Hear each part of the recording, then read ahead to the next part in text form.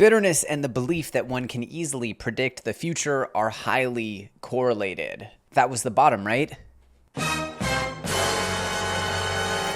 As we ride into Q2 of 2022, it's clear that both crypto and mainstream markets are determined to absolutely punish everyone who's holding them as assets. In fact, this is an historic pivot in all kinds of global markets, one that will be written about in the history books for many, many years to come. But the question is, are we at the beginning of a horrific and historic bear market that is going to change our understandings of what a bear market is even capable of? Or has the worst happened? Is it already priced in? Are we looking at a very close to bottoming scenario, and should we now be looking to reallocate in the not too distant future? Which version of the facts is it? Because at this point, everyone is feeling it. There's no asset that's been safe. Luna has collapsed, and almost everything is down at least 60, 70%, if not 90% or more, if it's not Bitcoin and Ethereum. So the big question is, when is the bear market over? And when can we go back to having fun again here in crypto land? Today, we're going to answer that question, so smash that like button, destroy it, obliterate it, and I'll give you my perspective on where we are, where we're going, and the best strategies to employ. Again, I'm just a guy on the internet, so make sure you do your own research and create your own strategies. It's really important that you forge your own approach to this market, because my risk tolerance and your risk tolerance might not be the same. Our situations might be different. You need to take control of your own financial world, and I hope this content is in some way helpful. Now, first and foremost, let's keep it real. Everyone during the bull market, you hear this all the time. Oh, I can't wait for the bear market. I can't go on vacations. I can't step away from the computer. The pace is just too intense. The grass is always greener. Because in a bull market, guess what? You might have traded perfectly, picked fundamentally valuable coins that went up, did many X's, and you were able to build yourself a fair bit of wealth. But guess what? Some 15-year-old botted their way onto 2 different whitelists for 2 random NFT drops and is now worth $40 million, and you feel like a loser. Well, guess what? The grass is always greener in crypto. Someone's always going to outtrade you. Someone's always going to have a brilliant 700 IQ way to approach the market and to do something that makes them a ton of money very quickly, and it's going to make your strategy look silly. But if you made any money at all in the bull run, then that is a good thing. And what you need to understand is that while the bull run is fun, the reality is once Bitcoin was above all-time highs, the market became very, very volatile, extremely fast moving, and the risk of downside was more severe than the potential upside. And that dynamic does flip around in the bear market, where figuring out where the bottom is absolutely the game you want to be playing responsibly, understanding that the benefits of that are way longer lasting and can lead to a permanent portfolio and wealth growth by finding and investing in the best networks in the world at absolutely dumpster prices. So the grass is always greener, and everyone who says they wanted a bear market is now completely eating their words, because bear markets are so much harder than people imagine they might be during the bull run. So in order to answer the question of when does the bear market end, we need to ask the question, when did the bear market begin? Now, of course, we know that prices eventually peaked here at $69,000 here in early November of 2021. But the reality is that this peak of $63,000, $64,000 back in mid-April is actually from an on-chain perspective where we started to see a huge shift, and arguably that's when the bear market began, because new money stopped flowing into crypto, and everything that happened after that was just money recycling itself around crypto. Now, when money pours in from fiat into crypto, that grows the entire amount of money within crypto. When money just cycles from crypto to crypto, that actually marks a transition period. Now, money cycling from crypto to crypto is how we got started on this bull run back in 2020. You can see here throughout 2020, we had the little recovery back from the COVID dump. Bitcoin traded here for the most of 2020 here at around 10K. And this was while money was absolutely going nuts around the DeFi industry with projects like YFI and Compound, all these new exciting DeFi applications that were exploding with growth and usage and multi-billions of dollars in activity. Well, guess what? Bitcoin barely budged during this period. All that money was just kind of money cycling around from one crypto holder or one OG, money that had been in crypto for a long time. And then we got the Michael Saylor induced explosion where all of a sudden Bitcoin started to be seen as an inflation hedge. And as money started to get printed like crazy, now all of a sudden let's hedge against inflation. We saw this ride all the way up with Tesla buying Bitcoin, all the biggest companies and people in the world saying they're buying Bitcoin. And that party really ended in the spring. And since then, even though we had some of the biggest changes to crypto in its history with the rise of Bored Ape Yacht Club, the NFT renaissance, the metaverse wave, some of the biggest changes, the biggest new categories to add real usage and utility to the blockchain, well, those heated up here during this recovery phase. And maybe Bitcoin and crypto wouldn't have even recovered like that into the late part of 2021 if it wasn't for those movements. But the point is, you can argue that the bear market really started here at the peak at 63, 64K back in April, and that we've been in a bearish sort of non-growth setting for quite a while. Now, of course, this is the world through rose-colored glasses, because the longer the bear market has been in effect, the better for us. That means the sooner it'll be over. However, if we're charting it from November, we could say that, hey, look, starting on the 8th of November, we've been in a bear market. That pretty much exactly correlates with the Fed pivot. Now, since then, we've seen blood on the highway. We see almost every trendy L1 that was once a tens and tens of billions of dollars behemoth here in crypto down 80, 90% or more, with Bitcoin and Ethereum the only ones that are not down that bad, with those down about 57 and 63% respectively. Again, you're getting about similar amounts of gains, similar amounts of losses from Bitcoin and Ethereum, whereas the rest of crypto, even the best projects, are down 90+%. Again, when we screamed throughout Q4 of last year that, hey, look, this stuff is going to crash. It can crash 80, 90%. It wasn't metaphorical. It wasn't hyperbolic. And now we're seeing the real effects of it. That said, it still sucks. I hate to see it happen. I got stung very, very badly, even though I was good enough to take some profits and have something on the side here so that I could reinvest here during the winter. Now, of course, during these times, it's not a surprise. People flock to safety, and in this case, in crypto land, nothing is safer than Bitcoin. It's worth noting that what happened with Terra and DeFi in general added a death spiral effect that was not to be expected normally in the bear market. Without that death spiral from DeFi, it's very hard to have seen the bear market getting this aggressive this soon, which again, as much as this sucks, could spell out one of two scenarios. The first is that we have less severity ahead of us, that we've had more of the downturn already, and that it's happened in a more compressed period of time. The alternative version of that is that this has made the bear market worse than it would have ordinarily been, and that now we're going to see even worse, even more carnage in the bear market than there had to have been. I'll give you my opinion on that at the end. We've also seen a decoupling from stocks, but this time not in the good way, where stocks have had a very nice rally, whereas Bitcoin and crypto have been flat or down. This is not the decoupling that we have been promised, where Bitcoin and crypto explode to the heavens and stocks are left just being boring. That's not what's happening. In fact, quite the opposite. And we've seen a few different tweets to this extent, where effectively Sisyphus here is saying further decorrelation to the downside for Bitcoin, but especially for altcoins. Feels like market makers turned off the correlation algorithm, just letting people puke their holdings now. I haven't proven this. I think alts are still kind of ranging with Bitcoin, but we've seen a lot of bleed from alts back into Bitcoin. Again, Bitcoin dominance getting stronger. Crypto now an imperfect high beta instrument. Bigger idiosyncratic component risk until things normalize. Could be next week, could be 2 months, don't know. That's effectively Alex Kruger saying he believes that crypto is now more risky than traditional markets. And finally, we have Barry Silbert saying the decoupling will be magnificent, and Gainsey saying narrator, it wasn't. Of course, referring to the fact that now stocks are more bullish than crypto instead of the other way around, which is how us crypto folks like to think about the decoupling. Now, to be clear, the recent decoupling of sorts between crypto and stonks is not meaningful. It's only a couple of days of data. It's very, very useless at this point to even refer to it as such.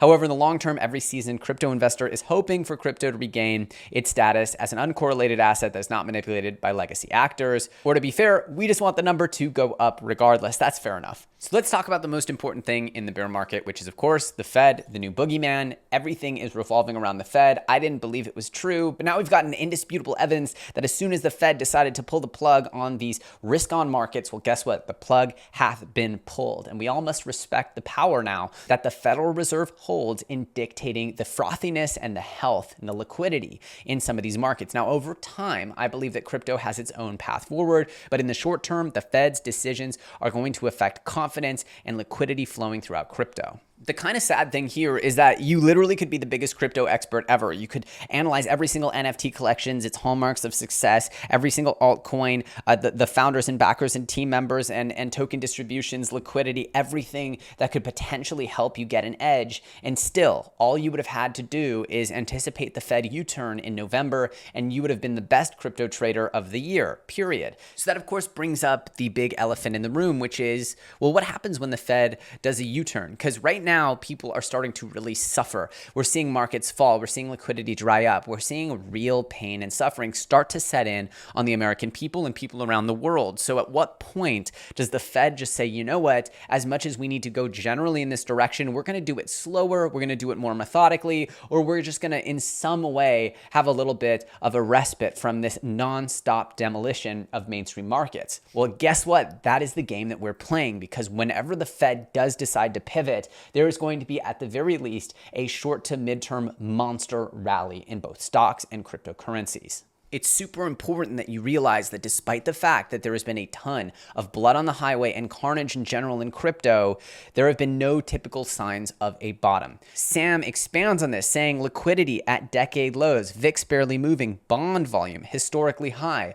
None of these factors indicate that the bottom is in. And he's talking about mainstream markets here. The point is that the market does rally. It can rally pretty aggressively during bear markets, but that doesn't stop them from being bearish markets. And according to Darius Dale, when being asked how to time the bottom of the market, he says you need to understand both liquidity as well as fundamentals to time the bottom of the market. He said, per our analysis, we're in inning 5, meaning just over halfway through the liquidity cycle downturn, inning 4 of the growth cycle downturn, inning 3 of the profit cycle downturn. Conclusion, we are still very much in the STFR mode, which means sell the effing rally. Just like buy the effing dip is the mode you're in during a bull market, STFR is the mode you're in during a bear market, meaning sell the rally. And I'm not exactly sure when this video is going to come out, but we're having a massive, massive green candle day here from Bitcoin.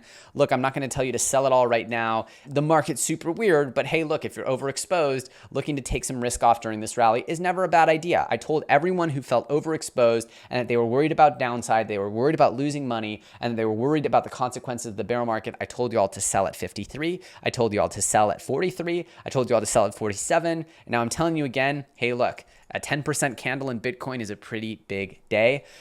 Here's the deal. This could go all the way up to 35 or so, but I don't see any symbols that we've bottomed, that this pain period is over, or that selling this rally wouldn't be prudent for people who really, really, really feel like they're caught off sides by this bear market.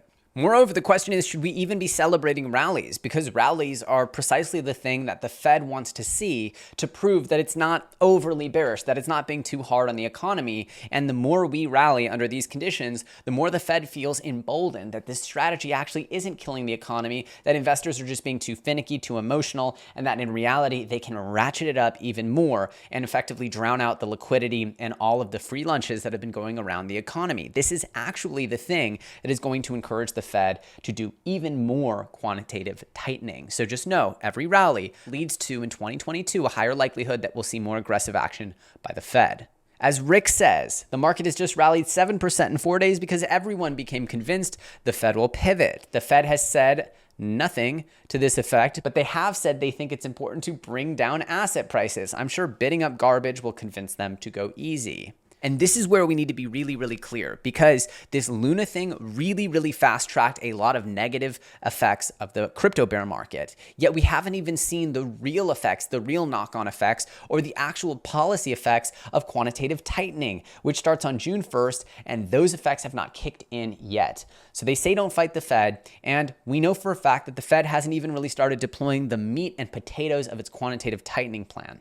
So as Kitty Kitty Bang Bang, a very esteemed Nobel laureate of sorts here, is saying, show hasn't started yet, folks. Some scams imploded in 21 and 22. Think Huang, Luna, Greensill. Some low-hanging Shatco equity got wiped out. Some gentle liftoff in credit spreads. Some housing inventory moves. That's nothing, just starting. Low-hanging fruit so far. So to be clear, there's still a lot of very logical approaches to say, look, as much as these are sort of shocking and sort of eye-watering things like the Luna collapse, this isn't really the full bore of what the bear market has to offer, especially given the fact that the Fed is kicking into this crazy different type of downturn that we never saw before with prior crypto bear cycles. Okay, Elliot, so tell us when the bear market will end. We've been watching. We want the information. Spell it out for us. Spoon feed it to us. Here it is. Here comes the airplane. Okay, there are two different scenarios that lead to a Fed pivot. The first is inflation comes down so quickly towards 2% that the Fed can naturally stop tightening. This is very, all caps, unlikely, and most forecasts suggest that inflation, while peaking, will remain well above 3 to 4% into 2023. So no signal from inflation for the Fed to stop anytime soon. Remember, inflation is the big boogeyman. Without inflation, we could have printed more money and kept stimulating this wonderful, wonderful economy. Now, the more probable scenario is that the Fed keeps tightening in the weeks and months to come, that financial conditions will continue to deteriorate, that will raise the risk of a severe recession or something, quote, blowing up. In fact, we've already seen some credit spreads, a sign of inherent risk within the financial system and economy, widen substantially in recent weeks. If something in the credit market or economy, quote, breaks, just like it did in 2020 during the COVID crash, then the Fed would likely have to stop what they are doing. So it all comes down to monitoring financial conditions and communications by the Fed this summer. That's why the FOMC meetings and the Fed minutes have become like Super Bowl-esque events. I was actually reflecting and remarking about how the world of finance in general is quite like sports. The world of business in general is quite like sports. As a CEO and a founder, I feel always as though I'm not just waking up and going to work and doing what I love, but I'm waking up and going almost into a gauntlet of sorts, and that there's always a PvP element, that there's always a game, that there's always a move, that there's always this sort of competition that is more than just showing up and doing your best work, that you have to come prepared to fight and you have to come prepared to win. And that's what I feel like the FOMC minutes is. You flip it on, it's like watching the World Cup or something. You want to know where the ball is going to go. You just want to understand how to play the game.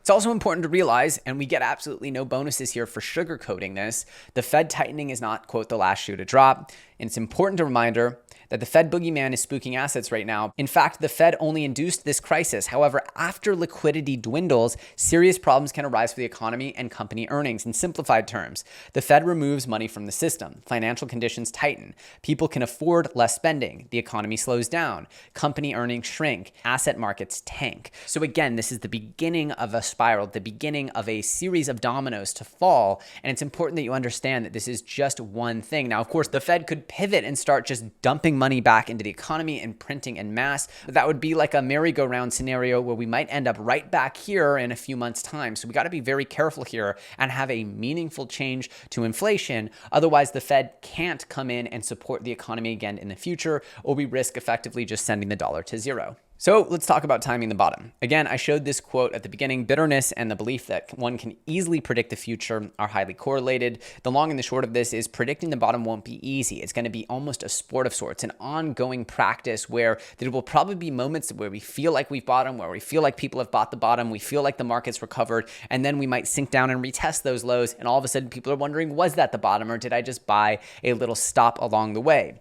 Anyway, timing cycles is extremely hard, and we now have a cluster F of different forces. This isn't just the unwinding of Bitcoin or ICOs. This isn't like your standard overly exuberant crypto cycle that just needs to reset and have sort of the mentality of crypto holders reset. We have a macroeconomic reset that comes perfectly in tandem with the reset of the crypto markets. So should we expect it to go the exact same as last cycle? I think not. Now, what's really interesting about this is that the Fed pivot and downturn come almost precisely at the time that the 4-year cycle evangelists, one that, hey, look, until proven otherwise, you got to admit that crypto does seem to pump the year after the halving like crazy. It's happened every single time. So 3 times the charm. At this point, it's pretty hard to deny that the 4-year cycle is a thing.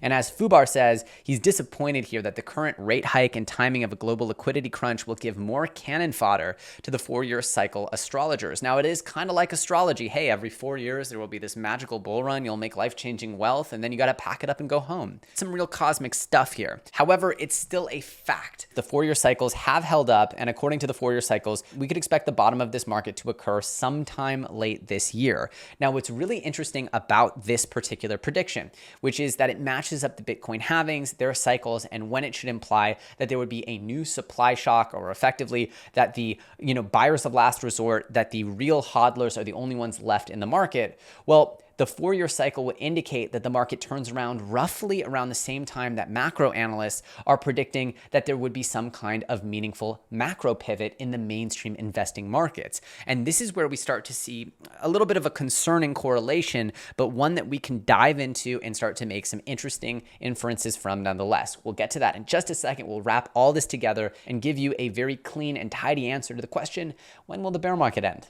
So once again, depending on whether you see the bear market as having begun in April or May of last year or November of last year might indicate a different way in which you measure that bear market. Now, what we know is that DeFi and NFTs are real use cases for the blockchain that are not going away. And in fact, NFTs keep getting more and more popular in waves. NFTs, in my opinion, are by far the most mainstream use of blockchain, and I expect them to grow dramatically over the coming weeks, months, and years. So it's only natural that the actual usage and utility and popularity around blockchain use cases leads to a less severe bear market than last time. However, with huge macro factors, I believe that's why we're seeing the bear market as bad this time as it was last time. And with that in mind, it's important to understand that this is, to me, a huge opportunity. Crypto is much more established, much more likely to succeed than last bear market by a significant margin. However, we're seeing just as crushing of downside losses and just as crushing of negative sentiment, while meanwhile crypto, the chains, the actual use cases are far more advanced, with way more people holding wallets and understanding what crypto, NFTs,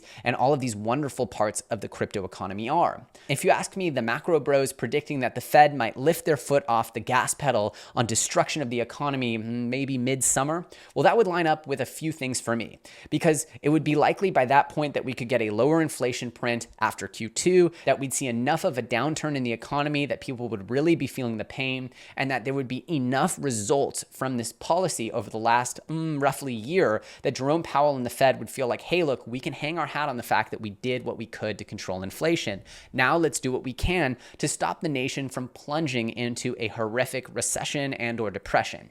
So in my opinion, seeing something occur in the late summertime would mark a really, really interesting transformational moment.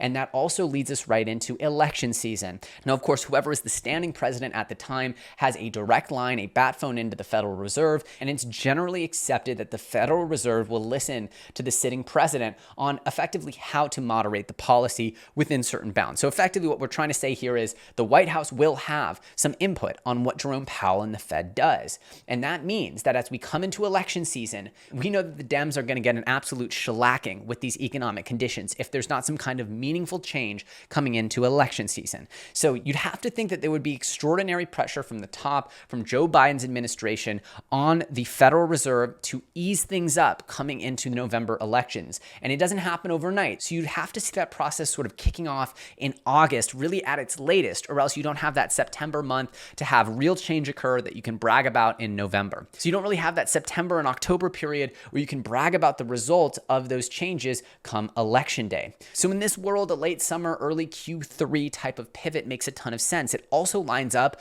with the 4-year cycle astrology, matching last year's bear markets to this year's. Again, it depends on where you measure that bear market starting from. But what's really interesting is that there's an alignment across 3 different ways to measure and really estimate the depth of a bear market. Number 1 is the 4-year cycle, which dictates that effectively bull markets are related to the halvings of Bitcoin, and so are bear markets. And with that 4-year cycle, estimating a pivot somewhere late this year would be in range for the 4-year cycle. Again, we also see the macro guys saying that, hey, look, from a markets perspective, we could see Jerome Powell and the Fed being satisfied and making a pivot in late summer, early fall. And then you also have the logic around election season and, of course, the natural pressure from the presidential administration on the Federal Reserve coming into election time. All of those line up for a late summer pivot. And to me, at least taking calculated bets on trying to scale into the market and try to at least plan around what that scenario might look like are things that I believe are super healthy.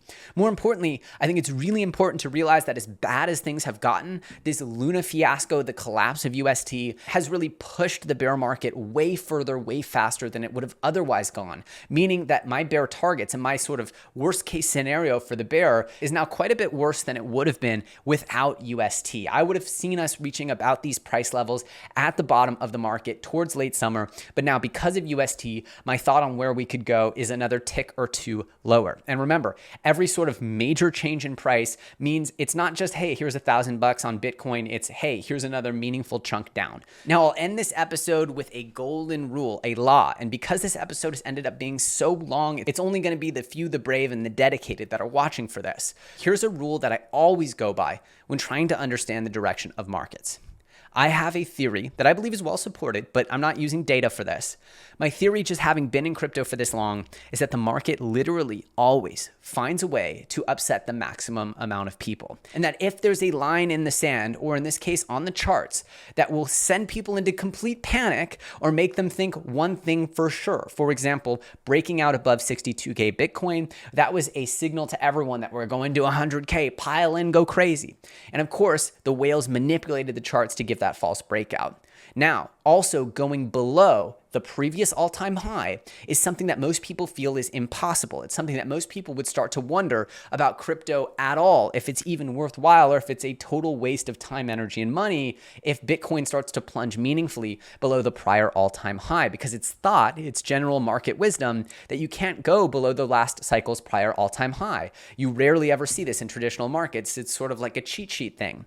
And so I believe that crypto will find a way to make people think that the industry is going away, to make people think that the FUD is overwhelming, and to effectively make people think that it's going to zero.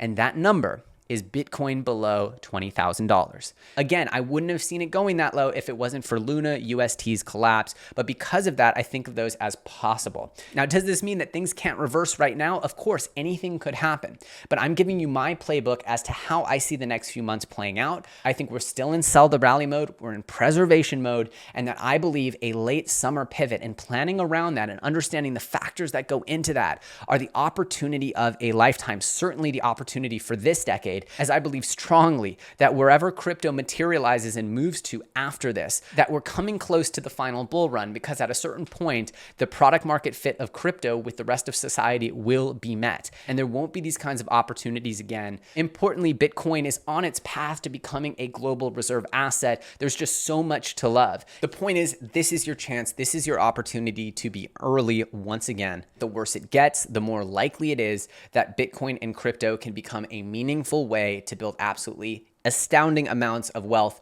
in your portfolio, because the future of Bitcoin, Ethereum, of the metaverse, of projects like the ones I focus on each and every day, to me, that future is obvious. So I'm going to be doing everything I can to maximize my exposure during these down markets. Again, it's just my strategy, but this is the first cycle that I've been in a position to really take advantage of the downturn. And so, of course, while no one can time the bottom, this is my approach to try to tell you where I think there's enough data, enough logic, enough general just intuition about what could happen next, where I could see a massive pivot happening into Q3. Again, this might be hopium. We'll find out together, but I hope you guys enjoyed this. If you did, smash that like button, leave a comment in the comment section below, and I'll see you very soon on the next episode.